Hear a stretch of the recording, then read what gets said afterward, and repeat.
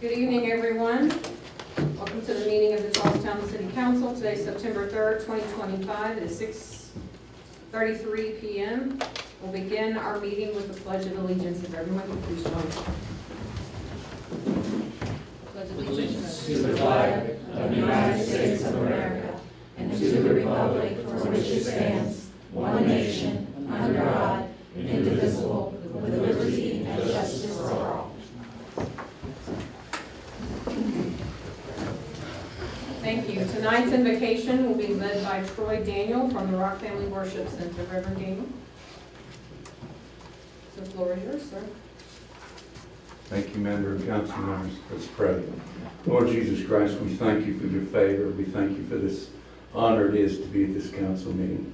God, we pray special favor upon the mayor and his council members. God, that you would give them the greater wisdom, Lord, to do the work that is about them. Lord, for the betterment of this city and this people. God, your special blessing is what we pray today, because the matters at hand are greater than they have been in the past. Lord, we pray, God, that you would give favor that would come outside of this city, those who would join with this city to help us continue the growth and the blessings that you have prepared for us. For you have a special blessing in this city. And we thank you for this favor, and we thank you for the favor upon this people. In Jesus' mighty name we pray. Amen. Thank you. Thank you. It's being live streamed and recorded by Underproduction Multimedia. We'll have our roll call. Bo Bertram. Here. Shannon Elder. Here. Ronnie Blevins is absent. Brian Hester. Here. Chuck Deaton. Here. And let the record show that Mayor Hodges and Clerk Treasurer Donna Cooper are present, as well as both attorneys, Mr. Wilder and Mr. McCall. We have an agenda that's been provided. Entertain a motion to approve. Make a motion. Motion by Shannon Elder. Is there a second? Second. Second by Chuck Deaton. Are there any edits to the agenda? Hearing none, all in favor say aye. Aye. Any opposed? That's unanimous.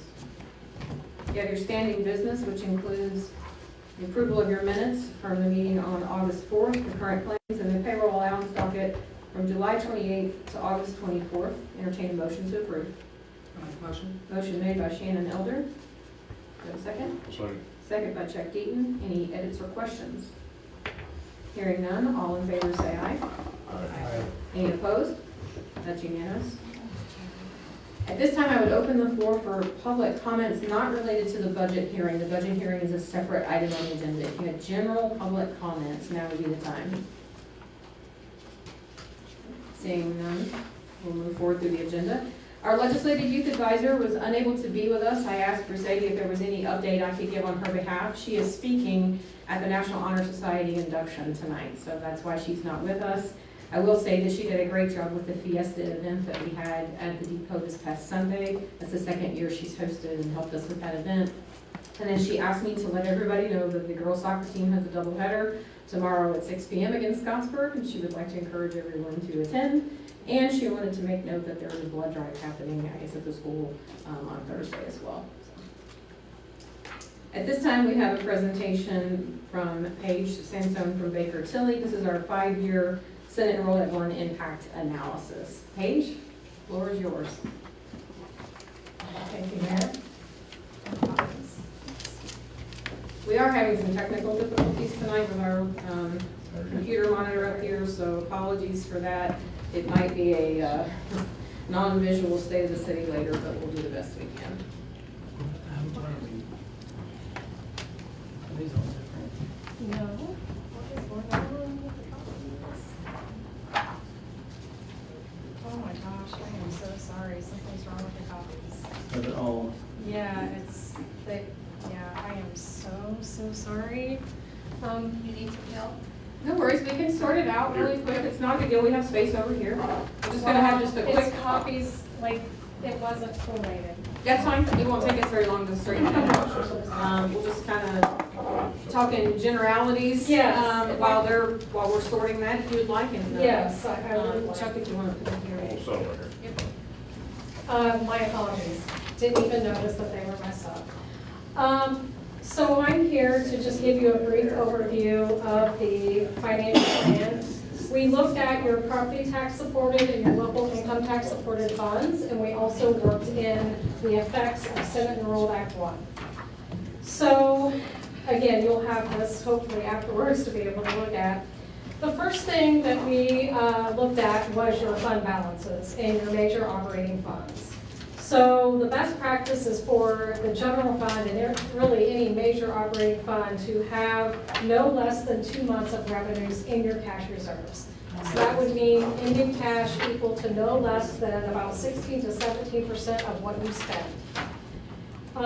Your general fund has actually averaged 27% of your disbursements over the last 4 years. So strong cash reserves there. Also to note is that your cash reserves should not be used to cover recurring costs such as payroll, health insurance, utilities. It's just like at home. If we start using our savings or we start spending more than what we bring in, we're going to be putting things on credit cards, we're going to be getting loans. So just like here at the city, we need to make sure that our expenses match our recurring revenues that come in. So the ideal use of cash reserves is for one-time capital type of expenditures. And I know the city tries to balance its budget each year with its revenue stream, and that helps to maintain those strong cash reserves. Okay, now going on into the 2025 legislative changes. So the legislation restructured homestead deductions and added additional credits. So that's one item that's going to either reduce your net assessed value or significantly slow the growth. They also increased the de minimis exemption threshold for business personal property, and they exempted new business personal property from the investment from the 30% depreciation floor. So let me just explain that.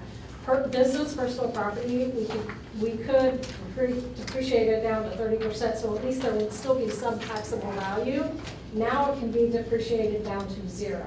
So again, that is going to impact your net assessed value, slowing the growth. You've experienced a lot of growth in net assessed value, but this new legislation will likely slow that growth. So if we get a slow growth in net assessed value that doesn't keep up with the growth in property tax, we will likely see an increase in property tax rates, which could also increase your circuit breaker tax credits. So those circuit breakers reduced your property tax revenue, so we could see that happening in the future. That's what this report is really showing you. How will this impact you? And so we will get to that. The other item has to do with your property tax levy growth. So as you're probably aware, your maximum property tax levy grows by a growth factor every year. That growth factor has been 4% in 2024, 2025, and this legislation limited it again to 4%. Had the legislation not limited that growth factor, we would have been looking at between 5 and 5.5% growth.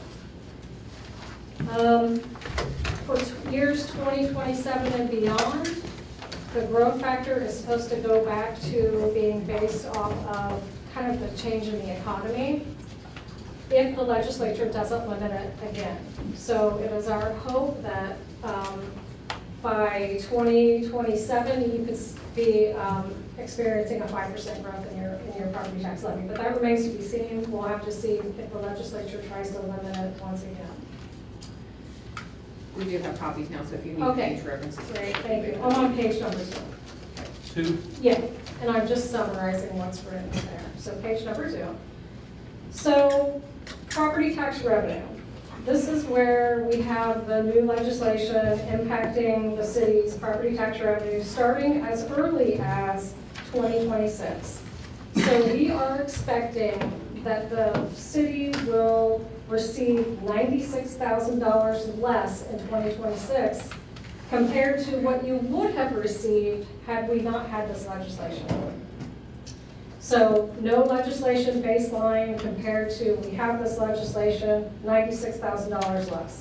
2027, $250,000 less. 2028, $629,000 less. So Say that again? $629,000 less.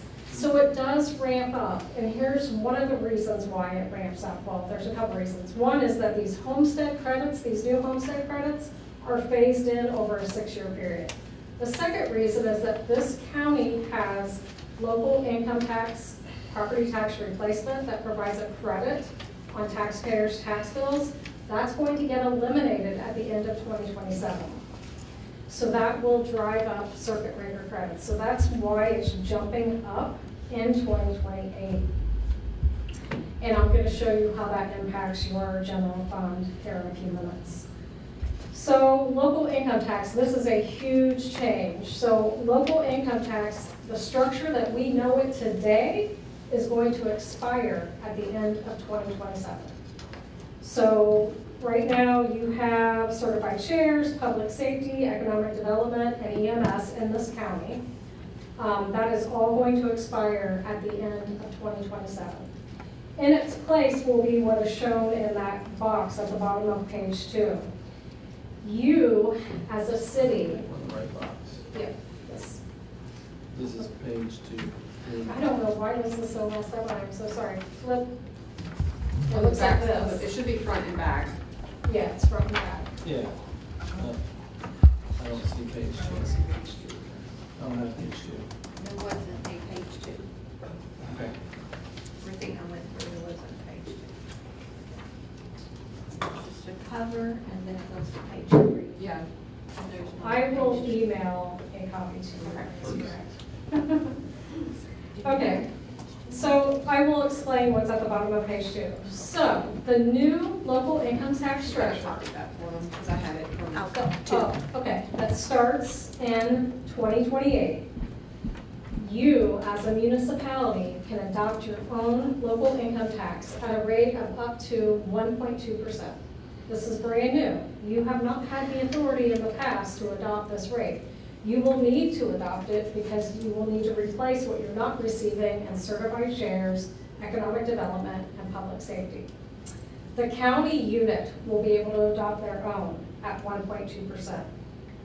The county will also have the authority to adopt a fire protection and EMS local income tax at 0.4%, but it's optional. I mean, they can adopt it, they don't have to. If they do adopt it, that has to be distributed to fire districts, territories, and municipal fire departments. And at their discretion, also township fire departments and volunteer fire departments. But again, that's at the discretion of the county. There's going to be a non-municipal local income tax that can be adopted by the county if they are petitioned by the non-municipal units, libraries, townships, airport authorities. They can petition the county and ask them to adopt the non-municipal lit. There is a local income tax for municipalities with a population of less than 3,500. The county has control over that.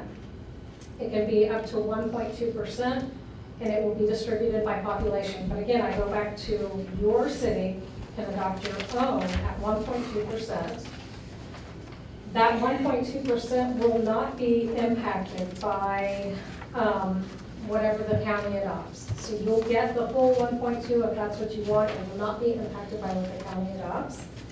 No single taxpayer within the county can pay more than 2.9%, but it's very possible that somebody living within the city and outside the city can pay different rates. This is, like I'm saying, this is brand new, a totally new structure. But again, you'll have that ability to adopt your own rate. Page 3 is up at the top what the current structure is. The current structure is Clark County has adopted a total rate of 2%. 1% is certified shares, which is distributed to all units except schools. 0.21% is public safety, and part of that is distributed to the county, and the rest of it distributed to the municipalities. Economic development, 0.25%, that's also distributed to counties and municipalities. EMS is just the county. but they have the authority to distribute it out to EMS providers. You also have that 0.5% property tax relief lit, which is important because it reduces the tax bill to the taxpayers and it reduces circuit breaker credits, because that credit paid by local income tax is applied to the tax bill first, then the circuit breaker. So when that gets eliminated at the end of 2027, taxpayers are going to have more circuit breaker, which is what's driving up your circuit breaker losses that I talked about. So moving on to circuit breaker in 2025, so this year, 18% of what you levy is not collected, because that's returned to the taxpayers in the form of credits. I'm on the bottom of page 3. So that's a significant amount. If you turn over to page 4, you can see kind of what that looks like in a graph form. The blue is net property tax, so what you have collected and what we estimate you will collect into the future. So if you look at 2025, you are levying about $4.1 million, but you're only going to collect about 3.5, because $759,000 will be returned to taxpayers in the form of credits. Now, starting in 2026, your circuit breakers are going to increase, and we have the added component of these new homestead credits. So those are going to be applied to the tax bill, so it's going to, the purpose is to reduce property tax bills, and it will if the assessed value isn't growing, but there's no reason to think that assessed values will stop growing. So in 2026, we estimate that you will collect $4 million in property tax, and $845,000 will be returned in the form of credits to taxpayers. And then you see what's happening going through 27, 28, 29. Yes, you're going to have a little bit of growth in property tax, maybe not so much in 2028, but 2027, $4.2 million. 2028, it drops to $4.1 million, again, because we've got that property tax relief lit going away. 2029, then growth to $4.3 million. So you are getting impacted by this legislation. So it's going to be important that we exercise our revenue options as we move forward. And just for your information, throughout the entire county, $41.7 million is returned to taxpayers in the form of credits. It's a lot of credits in this county. You only contribute to about 1.8%. So most of these credits are coming from cities and towns combined, so Jeffersonville, the other cities and towns. The schools, 27.3%, and then tip area is about 23%. So a lot of credits provided to taxpayers here, which is a good thing, but it also is a reduction of what you could be getting had we not had the circuit breakers. Page number 5. So this is a chart. It's a comparison of your net assessed values, that's kind of the pink bar, and then your tax rates, which is the blue line. So your tax rates have increased by 4.6% since 2022. But the net assessed values during that same time period have increased 45%. That's a huge increase. So that's really been able to keep that growth in tax rates down. And it actually has provided you opportunities to get increases to your property tax. And I'll talk about that in a second. But that growth has really been limited in the tax rate because of such a large growth in your net assessed value. Growth is good because growth helps limit circuit breaker loss as well. So your net assessed value right now is about $418 million, and it was about $289 million back in 2022. So you've been able, because you've had so much growth, you've been able to apply to the state for levy appeals, which is asking the state to permanently increase your property tax levy due to growth. And that's very important to exercise that option because you need those additional dollars to provide services to your growing area. So in 2024, you were able to get an appeal approved for $388,000. For taxes payable this year, you got $429,000. And then I'm going to speak to this in a minute, but you're eligible for another increase of almost $400,000. Oh, that's a very good opportunity for the city. On page 6, so we looked at just your property tax and local income tax supported funds. So those would be general, local income tax economic development, local income tax public safety, and human capital development. I know you have other funds, but those are the main funds that get most of your resources as far as revenue. So fund balances have been really pretty stable. I mean, if you look, we've got a guardrail here on this graph. So the dotted red line is the 15% floor. That's where we don't want you to fall below. The dotted green line is the 50%. You generally, when you go above 50%, you can start talking about using some of those funds for capital outlays, equipment, things of that nature, one-time expenses. But you've been right in between, and that's really what we want to see. That's financial stability, and you're right between where you need to be. Usually about 20 to 30% in that range is ideal. We do notice a little bit of a drop in 2025, but I see that you're utilizing cash reserves for capital outlays, so that's fine. It does take a turn going up, but here's why. Here's what we're assuming for this to occur. Is that number one, the state will approve your levy appeal request if you decide to move forward with that. That'll be an increase of $400,000 roughly. It's about $397,000. And number two, in 2027 for implementation in 2028, the council adopts the 1.2% local income tax. If those two things occur, then I think you're going to be able to have the resources you need to provide services to your growing community. Paige, have you gotten any indication or any idea about the mood about granting those? Or do you know, I mean, I'm assuming that because all of Clark County is growing, that there could be many other entities Yes. within the county that could apply for that as well. Yes, so this is the last year that any local unit of government can apply for this type of appeal. It was eliminated in the recent legislative session.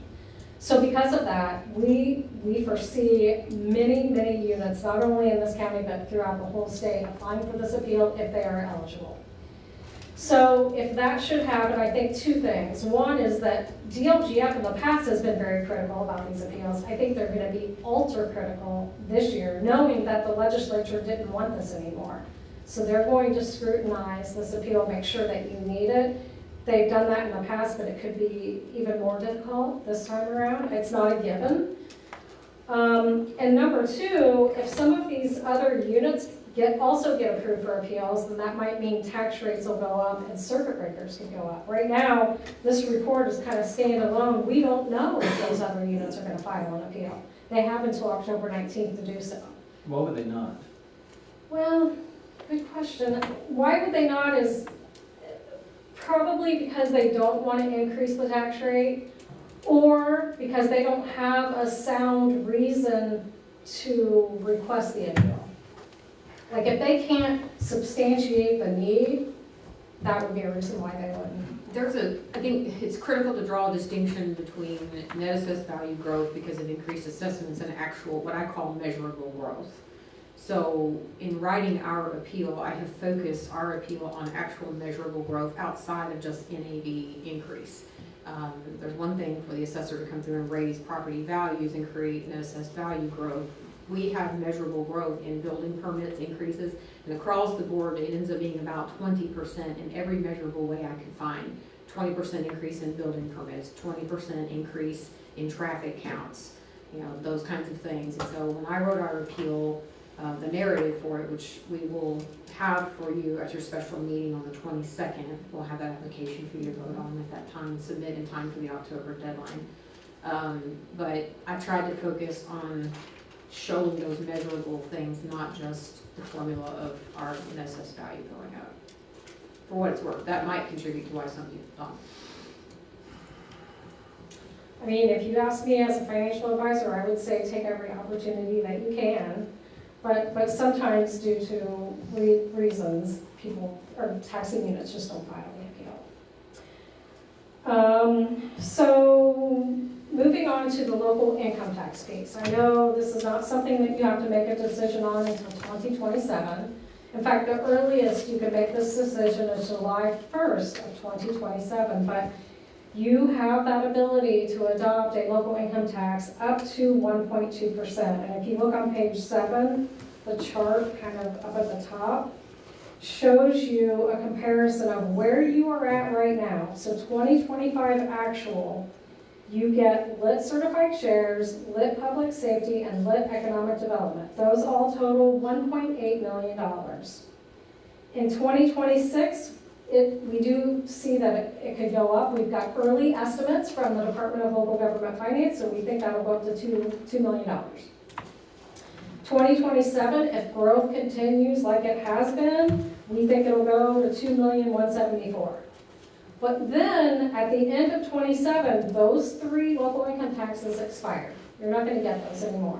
So in 2028, if you adopt the 1.2%, it could generate $2,596,000. This is an early preliminary estimate. We had to estimate your adjusted gross income just within the city limits. So I think that's a piece of good news, because some municipalities that we've done this calculation for, that 1.2% isn't enough to cover what you're losing. Here, it appears that it is, and then some, you get just a little bit more. So I think that's going to be important. Again, you will have until October 1st of 2027 to adopt this local income tax. And remember, you can go to the full 1.2 regardless of what the county adopts.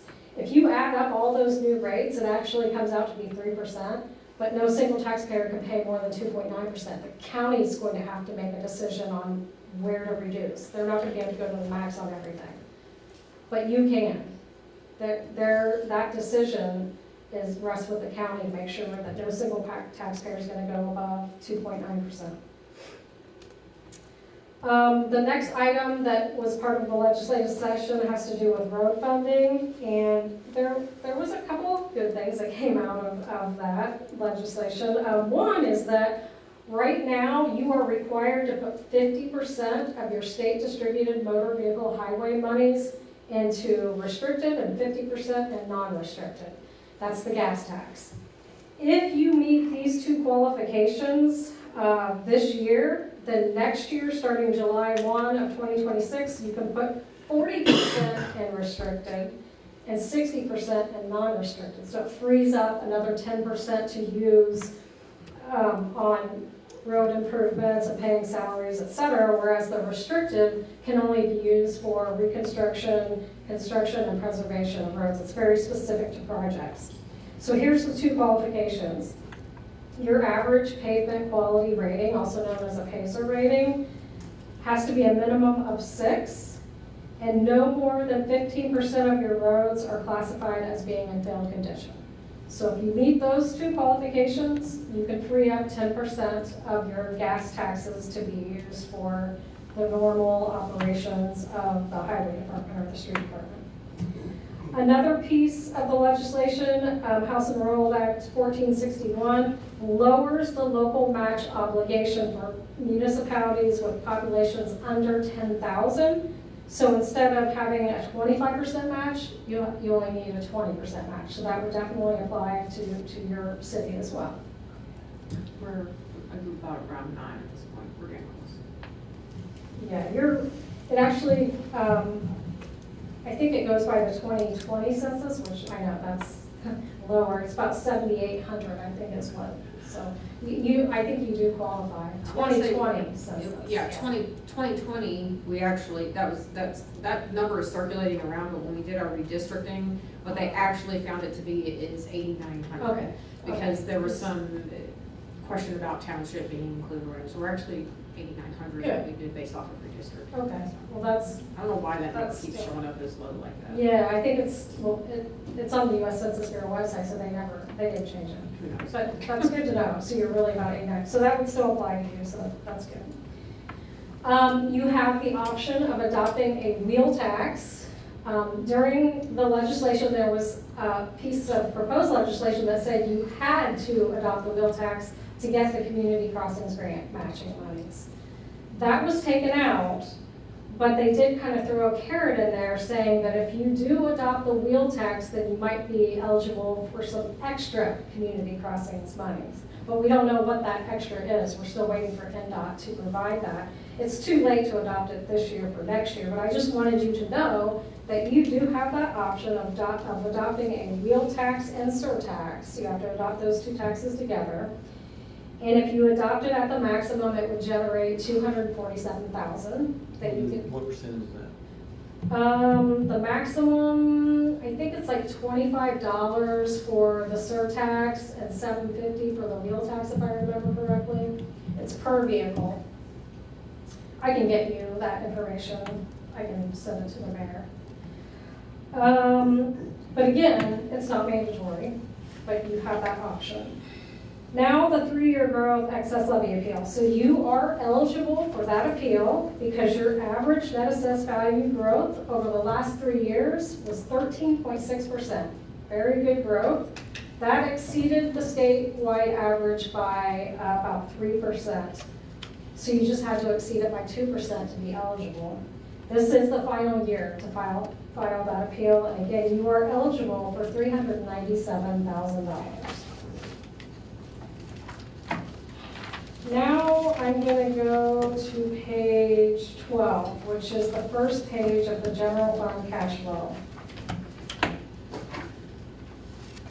This is on 2 pages just because it has so many lines, but in the interest of time, I'm just going to point out what I feel are the most important items on page 12. So we've got an index numbering system on the left so I can identify some of the line items, and we've also highlighted a few line items as well. So if you look up at the top on line 3, circuit breakers and supplemental credits. What I have highlighted starting in 2026 are what we expect to occur with the new legislation. So you can see in 2025, your circuit breakers are about $746,000 for the general fund. We do expect those to go up to $821,000. In 2027, $876,000. 2028 is when it does bump up, again because of the local income tax, property tax replacement going away, $1.1 million. And then it'll probably level off somewhere around $1.1 million that you will not collect due to circuit breaker. Going down to line 17 is that lit municipal over 3,500 population, which is you all's lit. So in 2028, if you adopt the 1.2%, it should bring in about 2.6 million, and then just assuming growth, as you have been receiving, it'll probably go up to 2.7 in 2029. So overall revenues, look at line 22, line 22. So your revenues in 2025 are estimated to be about 5.3 million. 2026, I mean, we do see an increase. You are getting an increase in local income tax, property tax, so they should go up to 5.9 million. This does include the appeal, though. If that appeal is not approved, then you're going to be looking at 5.3, 5.4 million in revenue. So I want to make sure you understand that this does work in that appeal, or it assumes that appeal. And then you can see the revenues going forward, they are increasing. And again, that's assuming the lit is adopted because those other lits are going to go away. Now we're going to drop down to the disbursement section. So I have lines 30 and 31 highlighted because what you're currently paying for now, the expenses you're paying from lit public safety and lit economic development will have to be moved over to the general fund. Because that municipal lit, that new municipal lit, has to be deposited in the general fund. So those expenses are going to have to shift over to general. So yes, we are showing an increase in budget, but we also have that new lit to help fund that increase in budget. So just if we want to look at 2026 right now, we have, this is your proposed budget right now is 5.3 million. We're estimating about 5.9 million in revenue, so it is a better than balanced budget. But again, assuming that levy appeal is approved and it's not guaranteed. So just be very, just be aware of that. I would say be cautious with what you're doing to the budget. You can always do an additional appropriation at the beginning of next year if that appeal is approved. Then you can add more to your budget. But I would just say be cautious because we don't know if that appeal will be approved. Going to page 13, dropping down to line 48. That's your ending fund balance. And again, it's been relatively stable. At the end of 2024, you ended with almost 1.5 million, which is 33% of your disbursements. Again, we expect it to drop a little bit in 2025, but a lot of that is capital outlays that you have planned in your budget, which is a proper use of your cash reserves. And then going forward, it does get better. And of course, we didn't increase your budget because we don't know what you're going to do in 2026. If the appeal is approved and you do increase your budget, then obviously it's going to utilize some of those revenues. Does anybody have any questions about general before I move on because that's your biggest fund and covers most of your services? With each one of these cash flows, we do have a chart. I'm only going to show you general, and then we'll skip the other ones. You can look at those later. But page 14 has a chart of the general fund. It looks very similar to the one that we combined all of those funds. Very stable in between the guardrails, and then going up if you get those additional revenues. Page 15 is the lit economic development. So what I really want you to notice on this page is in 2028 and 2029, there's no revenues and no expenses. Again, expenses will need to be shifted to general, and you're just not going to get this type of lit anymore. We do anticipate that you will have an ending cash balance at the end of 2027 of $833,000. You may continue to use that cash balance. We recommend that you use it for one-time expenditures until it runs out, like capital items.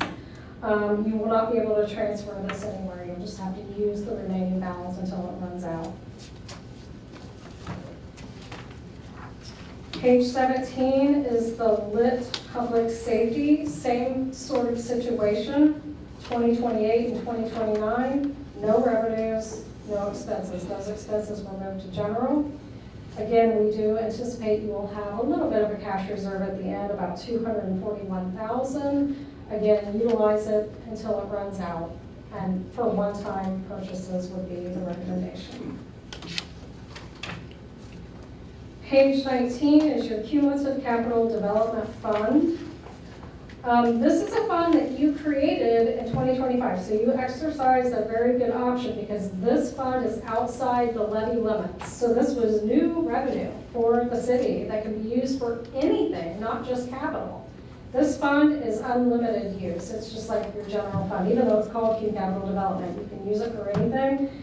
So the rate has been phased in, or will be phased in. So in 2025, the rate on this fund is 0.0167. 2026, it'll be 0.0333, and then by the time you get to 2027, it will go to the max of 5 cents. So that's going to generate for you almost $200,000 a year once it gets up to that max. And Paige, when we actually adopted that, we restricted that only for public safety. Gotcha. So this is the Yes, one we this is the restricted for yes. police to continue This is public raises and safety, stuff like that's it. that. And that's completely fine. And you would have the option sometime in the future if you wanted to reestablish it to no restrictions. So just so you know that you have that ability. But yeah, that's perfect public safety. So we do, at least based on our estimates in 2025, I think you're going to be a little bit short if you try to spend everything that's budgeted. And then 2026, we anticipate $125,000 in receipts, but your budget as it stands right now is $170,000, so you may need to work to get that down to the $125,000 range.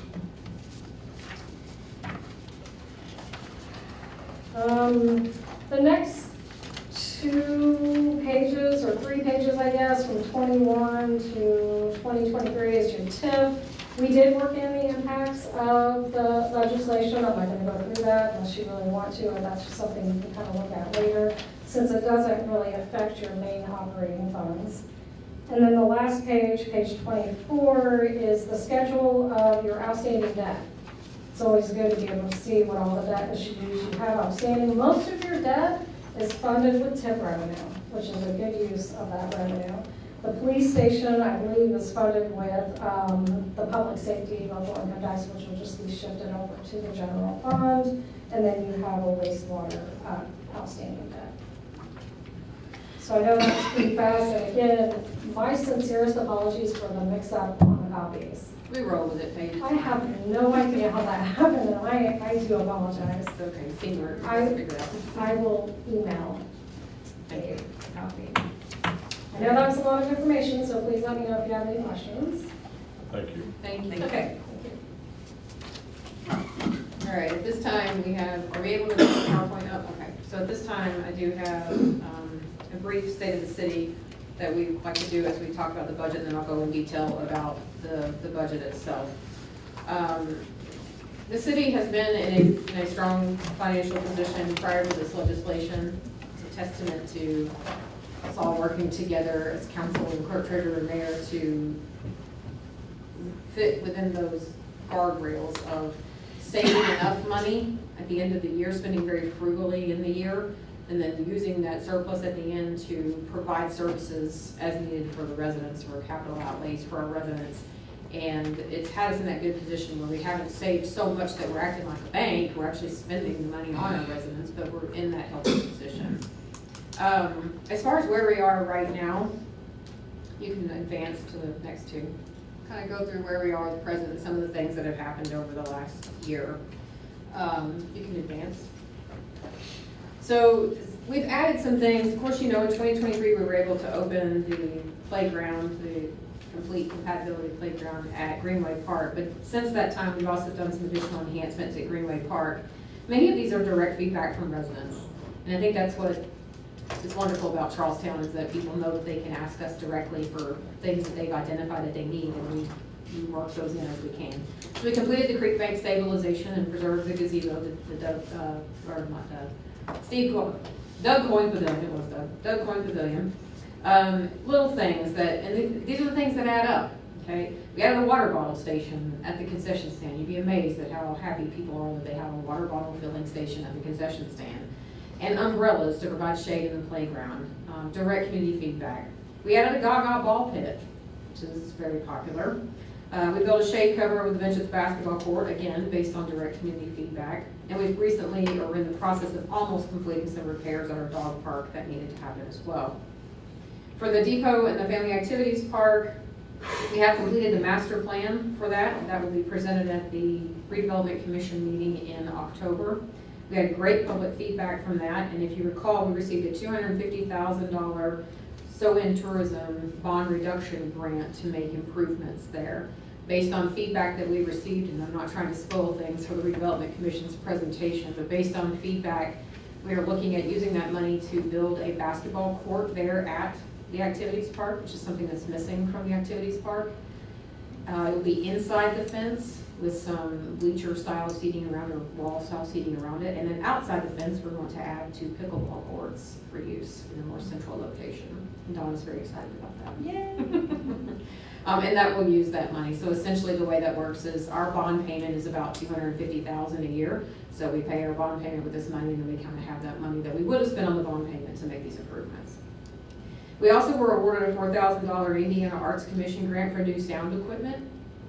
We often have bands, we try to focus on young bands, teenager bands down at the depot, and we were awarded a $4,000 Indiana Arts Commission grant, thanks largely to the work of Brian Smith, our media director, who chased that grant to buy that equipment. And we also have been awarded for the Rotary Club a $4,500 grant to build a better stage down there. So we will have a actual performance space for them with good sound equipment at the depot. And it's important to note that when people see these kinds of projects happening, yes, we are still facing budget trials. This is money that can only be spent on these things because they were grant funds. So that's how we made those decisions. You can advance. We've had several noticeable downtown enhancements over the past year. We continue these programs. We have our facade grant program. Since 2021, we've had a total investment of $482,000 in facade grant improvements, and only $173,000 of that was city investment. That's a return on investment of 74% private investment and 26% city investment. We've had 18 total awards on that program, and it is a rolling program that's available every year. The goal for this, of course, is to help modernize, update, and improve the downtown areas, or any businesses really throughout the city. If you look out on the square right now, we're adding some upgrades to our square simply for the light show. That little picket fence will not stay up all year round, but it will provide a nice new element for our Christmas light show. That was largely thanks to our title sponsor this year, which we've already secured for Christmas, which HWC Engineering claimed that sponsorship. You can advance. We've been systematically working to improve pedestrian access to the downtown area. This is especially important with the apartment growth that we've seen and the density that we have. So we have completed a section of High Street, the shorter section of High Street, and we include Water Street. We have this year the other section, the long section of High Street from Market out to the middle school. That is slated to be repaired as well, paved, and repair sidewalks replaced for ADA compliance. And there's also some improvements being made on the other side over here by Harrison and Madison. You can advance. LifeSpring Health Systems is complete and open. They did a complete facade improvement and internal renovation of that building, and it's looking good. They've been a good community partner, allowing us to use their parking lot for a lot of our festivals, and we were able, with the help of the Redevelopment Commission, to upgrade the Arts and Enrichment Center. And if you have not had a chance to go by and see those upgrades, I highly recommend checking them out. It is an absolutely beautiful space, and we've had a large uptick in requests for reservations and events at that space since that renovation. You can advance. Retail and commercial growth, we are now have 2 areas that are completely full, and that's good. In 2020, 33% of our commercial space was vacant. So for perspective, we are now reaching capacity at some of our locations. So the new building that was put in at the corner of Park and Market now has completion with Pro Rehab joining them. And with the additions of Jersey Mike's and Pharaoh Foot and Ankle, the shopping center there by the JC store is also at capacity. That's the first time that's happened in at least a decade. There are potential improvements along other commercial and retail that we'll go into a little bit later in the what's to come presentation part. You can advance. It's not just the city that's been making improvements. I've always said that when you start in one area, the others tend to flow and follow and keep along, and I'm happy to say that we were able to open the Charlestown Elementary School this year. It's a beautiful facility. Many of you were there or have seen it. And the library also completed their renovation. Highly recommend checking it out if you haven't seen it. They have an absolutely wonderful new meeting space that they've created there at the library. It's the vibe right now, re-energized. You can advance. Our current state of housing is that we are building a lot. I mean, we as in the community, not the city. You can see there the numbers of building permits. We are hovering pretty consistently around the 200 range, and there's an asterisk by that last one because we still have a few months to go, and it looks like we're going to surpass at this rate what we did last year yet again. You can advance. When it comes to single-family housing, we have several neighborhoods currently still under development. Skipper's Ridge did break ground. They pulled 90 permits right away, so a third of their permits have already been pulled, and they're building those homes now. Danbury Oaks continues to build out. Southern Commons, Charlestown Landing, Springville, and Jackson Way. Aspen Meadows has broken ground and built and completed several houses. The Level Street townhomes are under construction. Heritage Place continues to build out. And we have a requested annexation of a voluntary annexation of another neighborhood of 150 homes that you'll be considering in upcoming meetings. You can advance. We have several multifamily units that have come online. Of course, you've seen these are in construction. They are now leasing. I've heard that Charlestown Flats is already the third leased, that they were leasing that quickly. Forest Edge is leasing in their first phase, which is the phase down on 62. They have a few things they have to button up on the larger kind of U-shaped part of their building, but they're finishing those up as well. For a total of 176 units at the Flats and 208 units at Forest Edge. We also continue to see some expansion of other types of multifamily, notably the duplexes that were built on the corner of Monroe and Fulkerson, and Parkside Trace continues to expand their apartment options as well. The density in that area is critical. I recently met with a developer, if you want to talk briefly about retail and commercial. The lot down by Valero has been sold, and as it's underdeveloped, there are 2 places that, one is signed a lease and one is looking, still almost 90% there on a lease. They're both restaurants. And then a third person came to meet, and he gave me permission to say this. He did not give me permission to say the name of his his business, but he did say that I had permission to say that the only reason that he is looking at Charlestown is because of these apartments and the traffic at that intersection. With the growth at River Ridge jobs and the residential density that's happening at that corner, that's why he's looking at Charlestown right now. And he sees it booming. So hopefully he'll sign that lease and we can make an announcement about that company soon as well. You can advance. Industrial growth continues to move right along. The Cheesecake Factory, I should have added to that, it's the factory, not the restaurant. Still plans to break ground. They had anticipated doing so in August this month, but they keep making a few design changes and that sets them back with the state. But it's my understanding that they are almost there. They're getting things buttoned up and they will be in that very front lot off of Miami Trail and 62 in front of where you see the U.S. Census Bureau and CTDI right now. They'll be the long rectangular lot there right up front. So when you come into Charlestown, hopefully you'll smell cheesecake and have that national brand right there on the front side of the building. CTDI is fully operational. They employ 650 people. The U.S. Census Bureau is moving right along with their construction and hope to have operations up by mid or by last quarter next year with another 650 people. Van Trust is building a speculative building there on the corner of Miami Trail. It's the one closest to the highway that you see. They were talking to some tenants, and if they secure that tenant, that would be approximately 200 to 250 jobs as well. You can advance. Shadow Lake continues to move right along. U.S. Capitol buildings are making their investments. They've got one a little bit further along than the other, but they do not have a tenant secured that they have shared with us. However, based on their conversations, we think that they are in the talks with someone pretty seriously. With all of this growth there in River Ridge and Shadow Lake, our rough numbers show approximate increase of jobs of 2,000. So approximately anywhere between 17 and 20% of our existing population in work time population at that site. And that's why those infrastructure improvements were so critical. The opening of Christianity Parkway, the Green Tea intersection there at Jim Lewis Parkway, and the upgrades that they're making right now to 3 and 62. Moving right along, let's talk about Christianity Parkway. It is officially open. You can advance this one. It's officially open, and hopefully people are starting to use it and not the Huck's parking lot to cut through to navigate. This offers excellent access to High Jackson. So for our residents that live on Jordan Drive, Woodford Farms, up in the older section of High Street near the middle school, and of course into the industrial parks on the entrance to the industrial park. It's much safer than the Pike Street.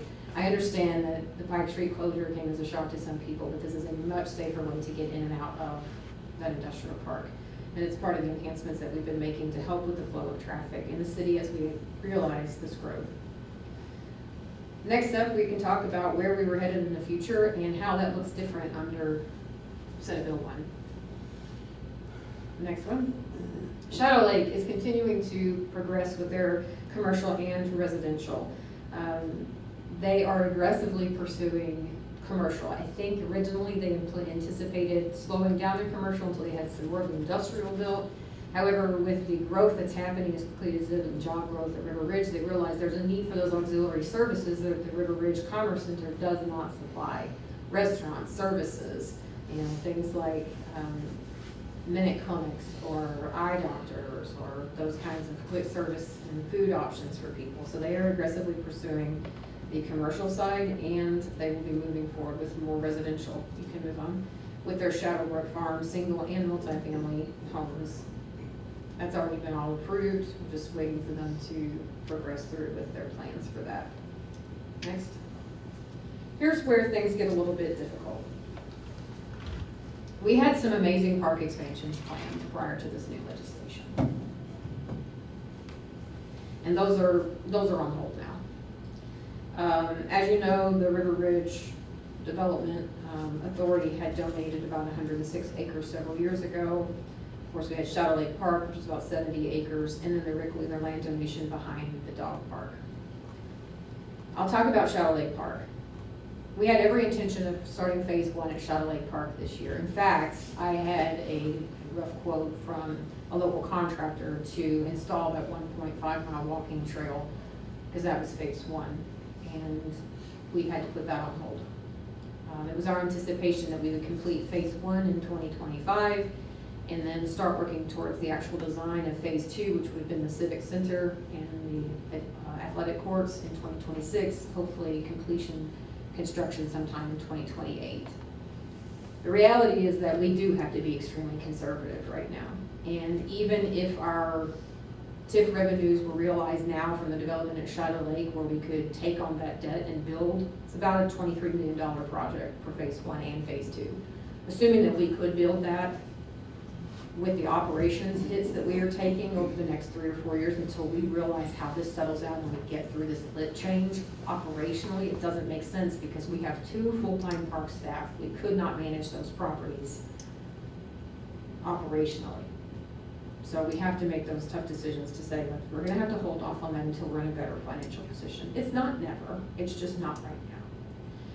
Likewise, we had planned for the regular land donation behind the dog park to extend the trail that goes behind the dog park into the woods there as a natural walking path and a 18-hole disc golf course. Disc golf was one of the things that came out in our Parks Master Plan that was kind of surprising. We had a large number of people who were very interested in disc golf.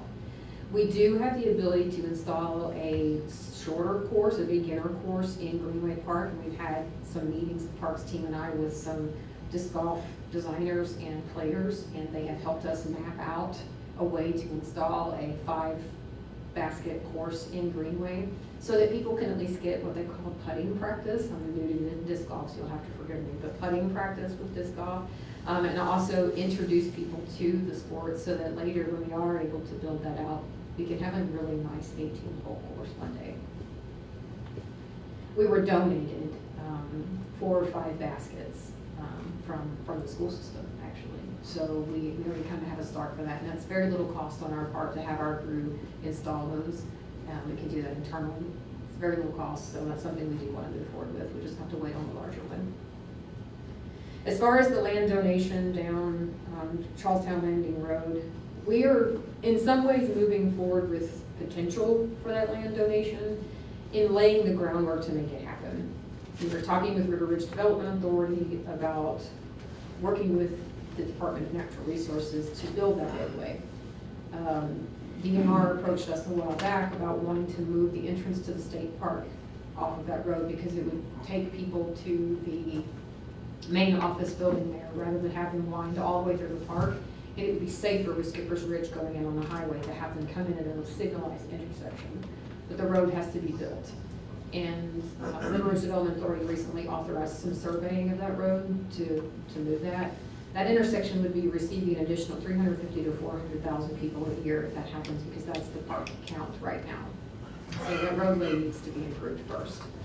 We also met with Congresswoman Erin Houchin last October, it's been almost a year, and applied for community funding through the federal government to remove the blight of the Quonset huts to address that issue. We've asked for $4 million from the federal government to assist with that. For me, it's a fair ask because I feel like the federal government owes Charlestown for what they left there with the ammunition plant by walking away and leaving that as the public works facility. But frankly, we can't develop that into anything recreationally unless we get that cleaned up. And so that's our current status of where we know. We know that the money, the appropriation has passed the House. It goes to the U.S. Senate next. Just watching that process as it goes through.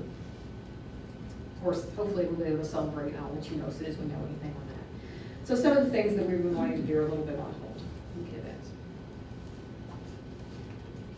Okay. There are some projects, like I said, where funding had already been set aside, or we had plans, or we had matching grants or grant-backed funding where we need to move the project along. And the Commons is one of those projects. So this would be out here on the square where the Redevelopment Commission acquired the old YMCA building that used to be there, and we are moving forward with looking at opportunities to build a stage there with an event lawn. Ultimately, this saves the city money in our festivals because we no longer have to rent a stage, which is about a $10,000 cost for a 2-day festival. So the Redevelopment Commission had a meeting on that last night, and they've authorized the teams to move forward in looking at other additional funding opportunities for that. But that is a partially grant-backed and crowdsourced bill that you will hopefully start to see. I'd love to have it done by June 1st next year so we can have Founders Day there. That would be great. We can move on. Other improvements, the redevelopment commission also had previously acquired the H&R Block property, and they just approved bids to demolish the building and build an accessible parking lot. This is the closest that we can build an accessible parking lot that will feed into our accessible playground. And so that's what's planned to go there. You should see that work starting today. The bid has been awarded and authorized. Other upcoming would be downtown enhancements. With the addition of Forest Edge, we had to do some infrastructure improvements. There were drainage improvements, utility line relocations, and we're also making some street improvements there to Green Alley, Harrison Street, and Madison Street, including sidewalks and street repairs, so that the people who are living there, the people who live in that neighborhood, have an easier flow of traffic, not overwhelmed by the new residents, and also that they have safe pedestrian access up to the downtown area for the various shops and things moving up here. Okay, we can move forward. We've also maintained our infrastructure improvements. I'm happy to say that the water reclamation plant is on schedule to come online in October, just next month. They are moving right along. They've been able to stay. Pace Contracting has stayed on schedule with that plant build. They will bring the new plant online in October and then begin the demolishing of the old structures. And that will go through the spring into the summer. And so far, we've barely dipped into our contingency with that project. We are right on budget, so things are going very well. We're also moving along with the Highway 62 lift station move. We had to, as a part of the development agreement, we were under an agreed order with IDEM to change that lift station out and address some overflows there. So we're building a larger lift station capability across the highway on 62. And later tonight, I have an amendment to the build, operate, transfer agreement that you have already awarded. And I'll explain at that time that project is moving along. We also have completed the preliminary engineering report to address the expansion of Spring Street lift station, looking at a possible regional pump station. And hopefully we'll have a guaranteed maximum price soon on what that would cost that'll be coming through the sewer board with a potential partnership with the Redevelopment Commission and the River Ridge Development Authority to get that done. We've of course made some transportation improvements. I've already mentioned Christianity Parkway, but we also updated our transportation safety, that should say plan, not plant. Somebody threw in an extra T.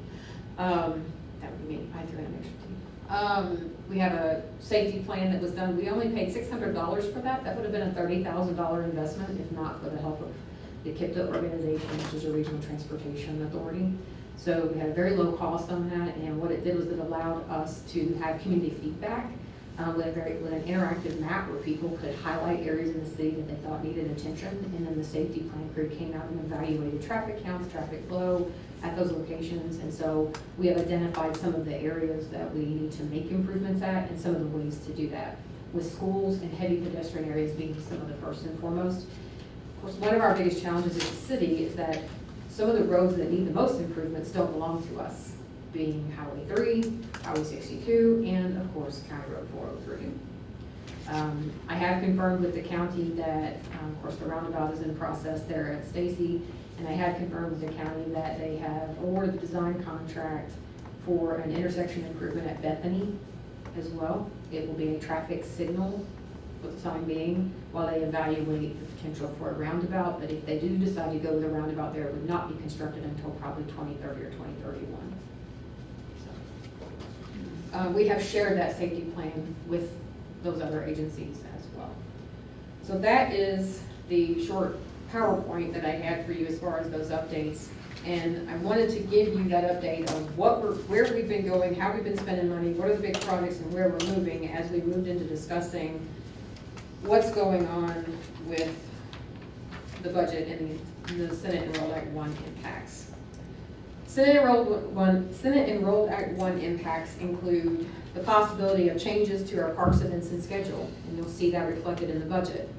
When we're talking about funding the city, we have to fund our essential services first and our wants and desires second. So we have shifted a lot of the parks budget to cover losses in other areas that we're experiencing because of these larger circuit breaker losses, and to keep our police department whole. The police department's the only department that actually grew in funding this year. We also might see limited overtime availability. So what does this translate to? we will have to watch very carefully the city's overtime budget next year, because there will be very little flexibility with this budget. We are accustomed to smart money management in this city, where we usually save anywhere between $250,000 and $350,000 every year, because we're very frugal. That gives us a cushion so that if we have an event like January of this year, where we're snowed under for 2 weeks, we have the overtime capability to dig us out. That looks very different next year when we do not have that wiggle room. So we will have to watch very carefully. That might mean that if we have a big snow event, cul-de-sacs and side roads don't get done, because we have to make sure the first responders get through on main highways first. So our residents may see that reflected. I hope not, but that's the very real outcome of this legislation. It also means that some of our parks projects, as I mentioned, will be placed on hold. This is a horrible time for this legislation for us. We just completed our survey for our strategic plan moving forward for the next 10 years. And some of the most of the requested items for that were parks related, parks and recreation related. People don't want us to just provide infrastructure. That is of course critical. They want public safety, they want infrastructure, but what our residents have come to expect and appreciate about Charlestown are those little things that make our place feel like home. Those events on the square, the programming that we do, the parks improvements, all of those are at risk. Sidewalk projects. We've been making a concentrated effort to work on sidewalks and pedestrian access. I had on schedule next year to have Thompson Street completed. There were sections of Thompson Street that have never had sidewalks, and there's a lot of pedestrian access that comes up down through Thompson Street, or to have it repaired with ADA. We've also been requested, I have on my desk upstairs a list of at least 8 sidewalk repair projects that have come over the last month, where people are asking us to take action there. We get requests for sidewalks on streets like Level Street. We still need to finish out Monroe Street in sections. Sidewalk work is ongoing, but it is incredibly expensive. The sidewalk work we did on Water Street last year was $350,000, and that was just from Monroe to Main Cross. So it's a very expensive undertaking, and we try to chip away at it as we can, but some of those projects will be slowed down. Some of those targeted areas we had hoped to complete will not get completed until we figure out the overall impact of this legislation. It could also mean a delay of repairs and maintenance. If someone is out at one of our parks and they find a piece of equipment broken, one slide can be as much as $10,000, and without the wiggle room that we are used to having with making some of those repairs, we've had to slice some of those budgets, and so it's a very different world. We will obviously prioritize as things happen, but that in reality is what this translates to look like. As far as the city's budget for this year and the growth that we've experienced, I did run some numbers just so that we can understand some things that are happening. In addition to having our budget cut with this legislation, there are some things that have been going up. Our expenses continue to go up, just like the household expenses. Our utility costs are increasing at least 10%. We expect to see another 25% increase in insurance. The PERF for our police department went up substantially, over 20%. We continue to see increased costs in materials. Work that would have cost maybe $50,000 2 years ago is almost double that these days. And with our revenue going down, it certainly presents its challenges. However, we have been able to take reasonable care of our employees along the way. I went back and looked over the 5-year growth, so from 2020 to 2025. In 2020, we had 49 employees, including police officers. In 2025, we have 53. And 2 of those were police officers since that time. So we haven't grown exceptionally large on staff, but we have been able to increase our average hourly wage. So our average hourly wage rate has gone from $17.54 in 2020 to $25.36, which surpasses the Clark County average. The average wage in 2025 for Clark County is $25.09. So we are meeting the average wage for Clark County now for our employees.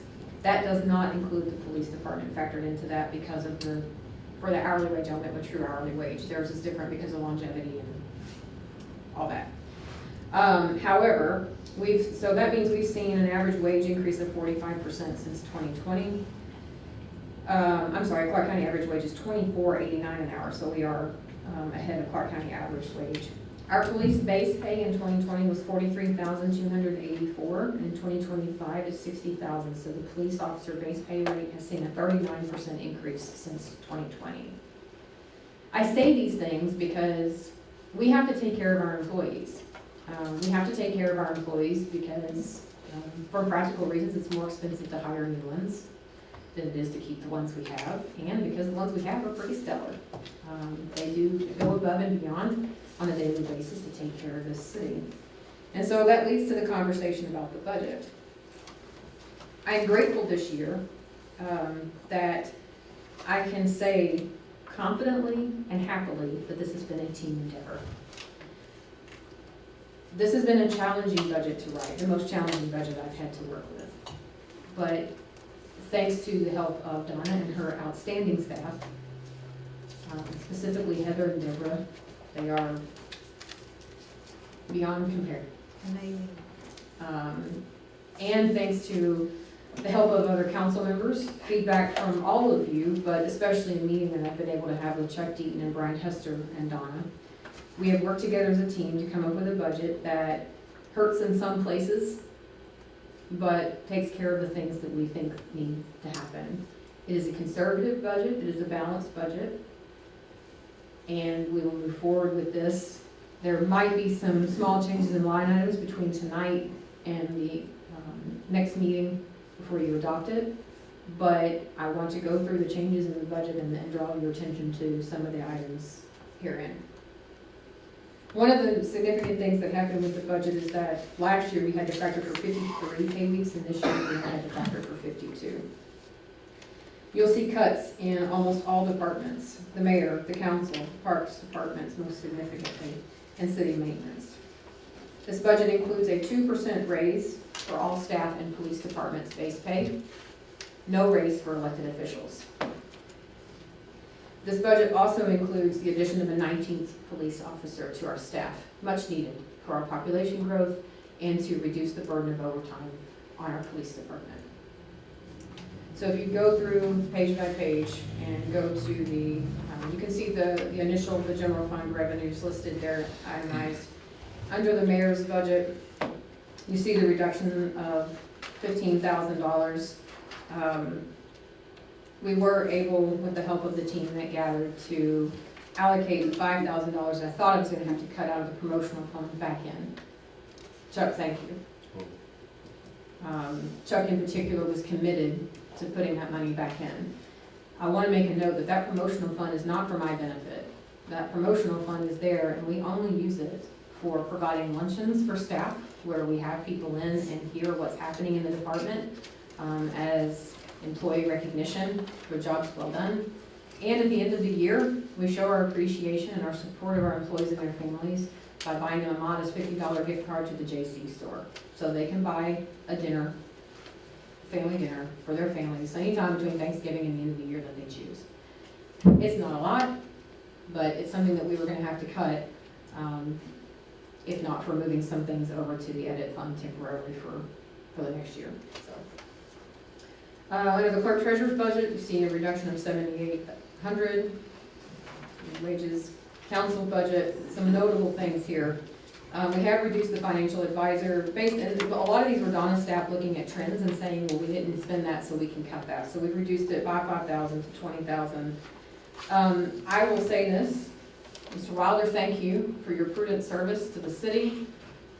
Thanks to the council's decision and the way that you bill, we're able to cut $20,000 off of what we previously had allocated for council attorneys, so we are saving significantly there. We also cut the council's promotion in 2000. Subscription and dues, we didn't need as much, so that's a $10,000 reduction. Here's where it hurts.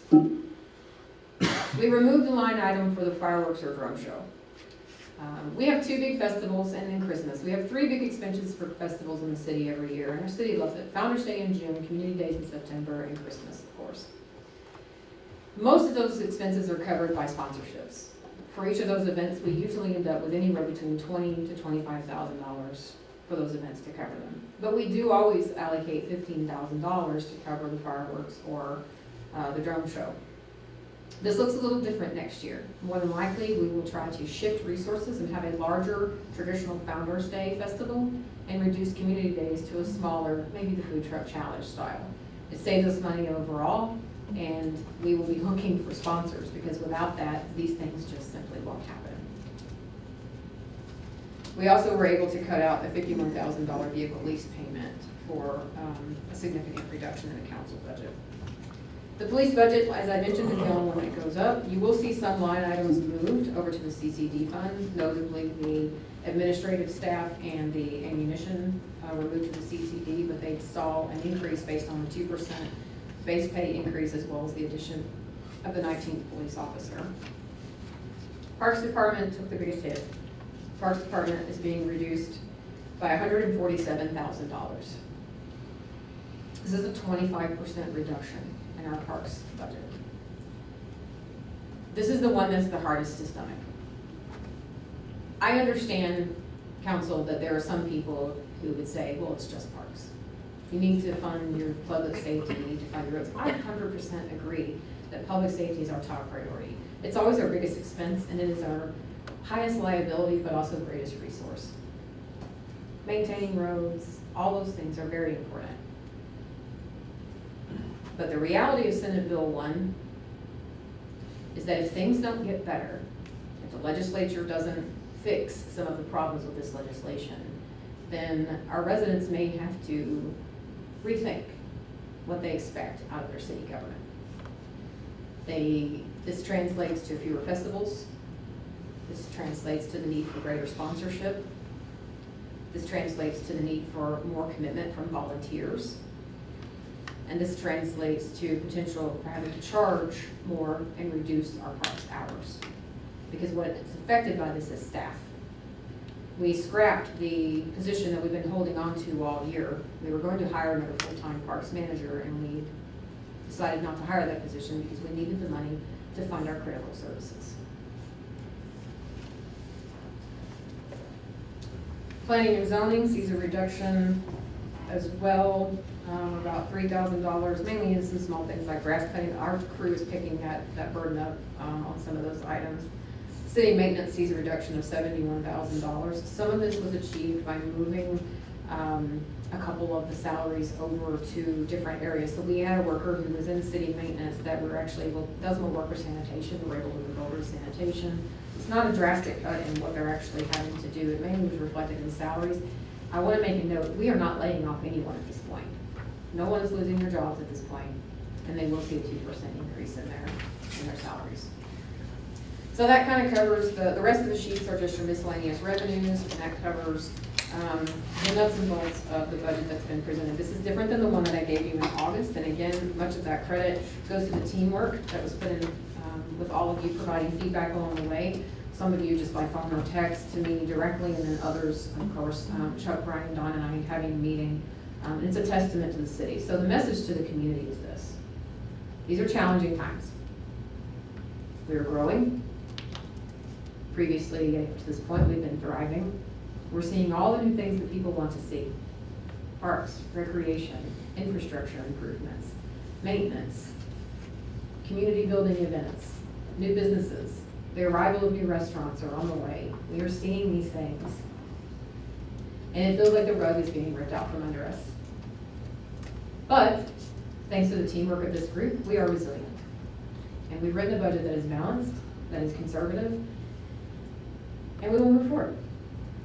I described this yesterday to someone as trying to pin the tail on a bumblebee, because that's what it feels like. The numbers we received from Baker Tilly were better than what we've received from the DLGF. The DLGF has us facing, Don, am I right, a $1.2 million cut to our circuit breaker loss. And Baker Tilly has it a little over $800,000. We're going with the more extreme. We are following the path of the 1.2. That's the safest way to go. Because we won't know if we get that levy appeal until December. We won't know the true circuit breaker impact until next April. And so we are moving forward cautiously, conservatively, but we're moving forward. Are there any questions I can answer for you at this time?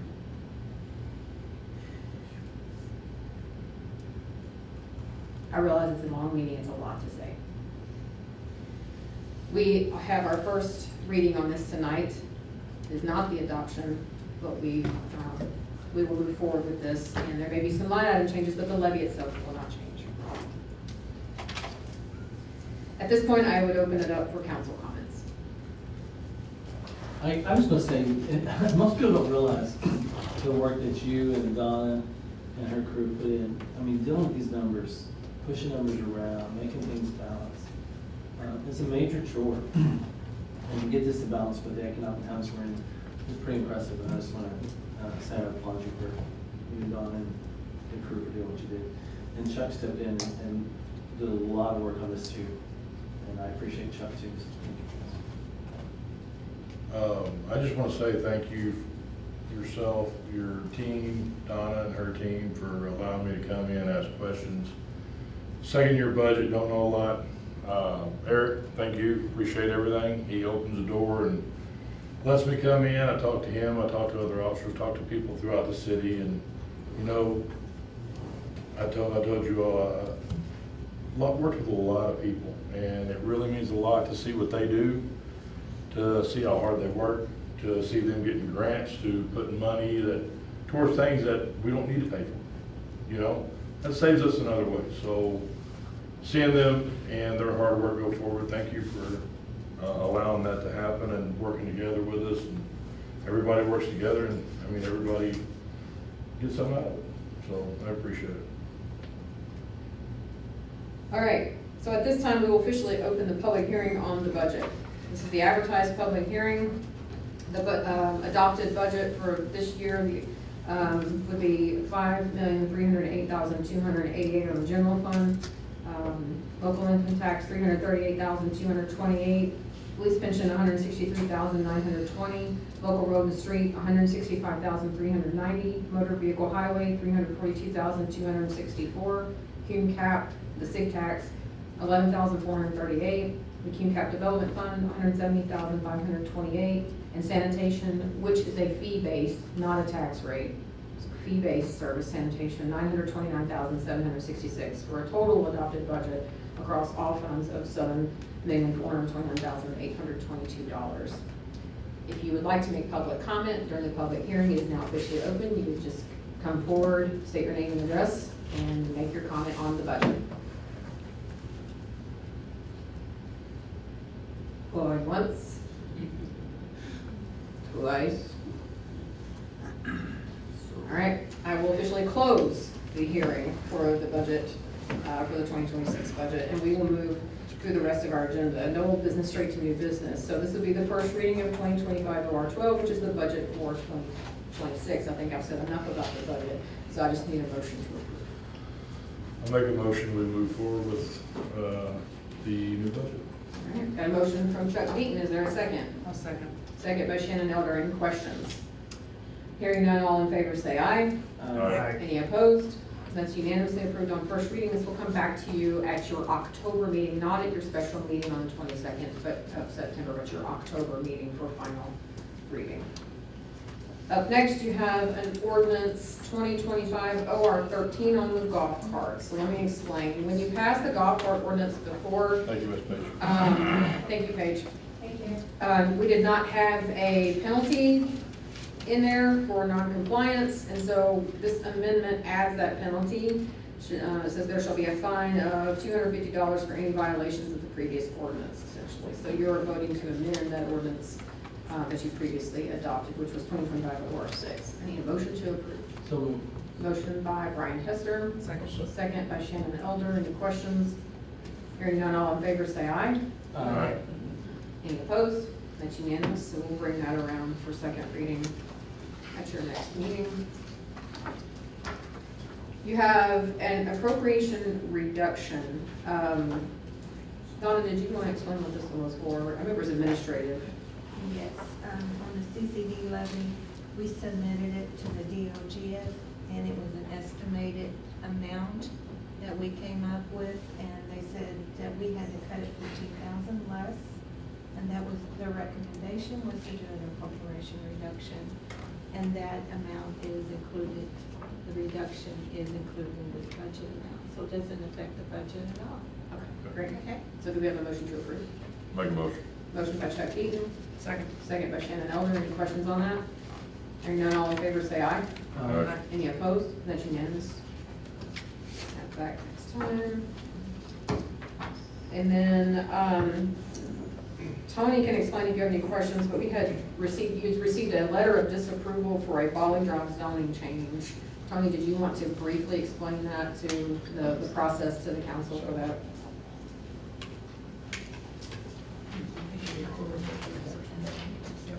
Good evening, Board.